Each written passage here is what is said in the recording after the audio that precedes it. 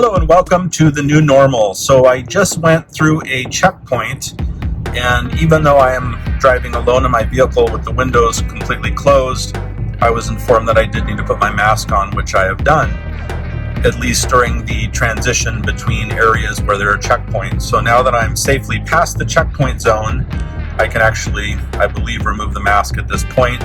But in order to be responsible, I've got to check my temperature, and looks like all is well. So mask is off and let's get started. I want to talk to you today a little bit about taking a vacation. So I think we're all so bored. We've all been cooped up, locked up, quarantined in our homes, in our immediate vicinity of our homes, very limited in what we could do. Our normal lifestyle has been completely overturned.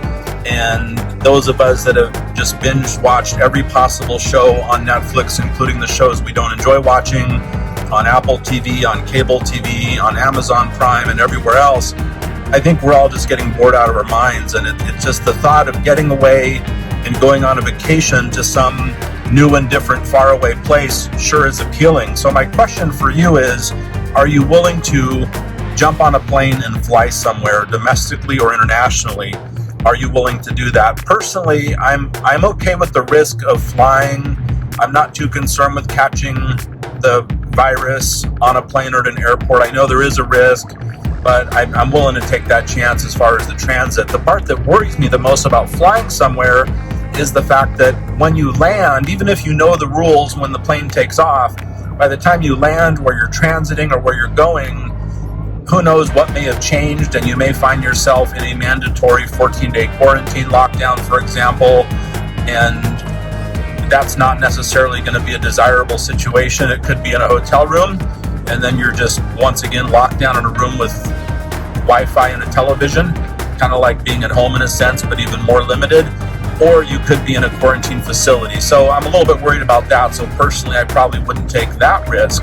Now, the other challenge is, let's say that happens and you spend 2 weeks in a quarantine, or let's say that doesn't happen and you're able to go to your destination, all is well. But either way, when you return home, there is a real chance that upon arrival back home, there could be restrictions based on where you've traveled to, based on new trends with the pandemic and wherever you've been, transited through, etc. You may find yourself in a quarantine upon arrival back home, where it's either a home quarantine or it's a facility-based quarantine, or a hotel confinement quarantine. So potentially you could be looking at 2 14-day quarantines, which is like basically a month of being locked down. So that's my concern in flying. It's not so much the plane and the risks of catching the virus in transit, it's the risk of spending a month in quarantine, and how much vacation time can you really take? How much can you afford to spend on hotel rooms or quarantine facilities that may not be free? And, let's say you can take a month off, you may spend the whole time in quarantine. So for me, that's not on the list right now.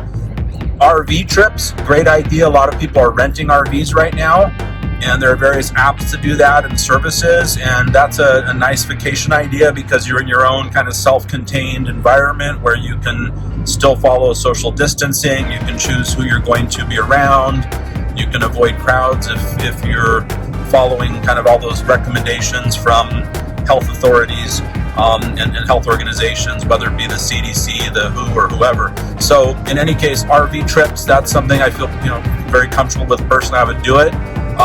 Of course, it's not quite as exciting maybe as flying to some far off place, but still it's a great way to take a trip. Now the other option, and this isn't really possible now, I realize, but cruise ships. Would you go on a cruise? So personally, I really would. The benefit of the cruise is that at least your vacation won't be affected by quarantine, since worst case, if you do end up with a quarantine, most likely it's a quarantine on the ship. And on the ship, well, that's the vacation. There are pools, there's great fine dining, restaurants, variety of everything, even casinos and entertainment and shows and all types of things. So on the cruise ship, if you're in quarantine, unless you're locked down in your room, then that's an issue. But I would take that risk. At least you're not in a quarantine facility somewhere. At least there's a very good chance you're going to enjoy your vacation, since you don't have to worry about transiting through airports, hopefully if you're near a port. Otherwise, if you've got to fly there, who knows what's going to happen, but I would take that chance. So Would love to have some feedback on, are you interested in taking a vacation? Are you going to take a vacation? Have you? And if so, are you cool with the risks of flying somewhere? Are you cool with the risks of going on a cruise liner? And what about renting an RV? Any other great ideas for vacations? I think we all need to get away. We need kind of a reset, detach ourselves from our current environment of basically, being very limited in everything that we do, and explore more of either, whether it be domestic or internationally. It's time to get out there and see some different scenery at least. So curious about your thoughts. Please take a moment to click subscribe, click the bell and all for updates on new episodes. And if you've enjoyed this content, please click like. Thank you so much. Goodbye.